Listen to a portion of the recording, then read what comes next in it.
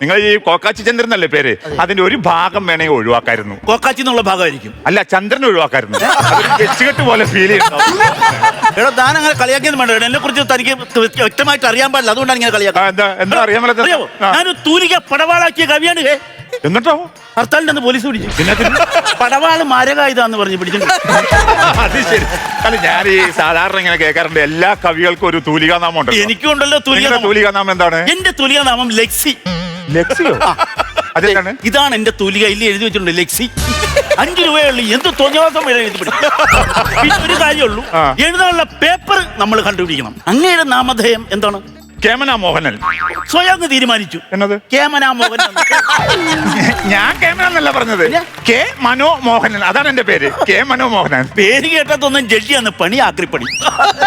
നിങ്ങൾ ഈ ആക്രിയുടെ കേസ് പറഞ്ഞ ഞങ്ങളെ കളിയാക്കാൻ വേണ്ടി നിൽക്കല്ലേ. ഞാൻ ശരിക്കും പറഞ്ഞ എന്റെ ഉള്ളിൽ മുഴുവനുള്ള കലാകൃതയുള്ള ഒരു മനുഷ്യനാണ് ഞാൻ. കവിത എന്ന് പറഞ്ഞാൽ എനിക്ക് ഭ്രാന്താണ്. എനിക്ക് ഞാൻ വായിക്കാത്ത കവിതകളില്ല, കേൾക്കാത്ത കവിതകളില്ല.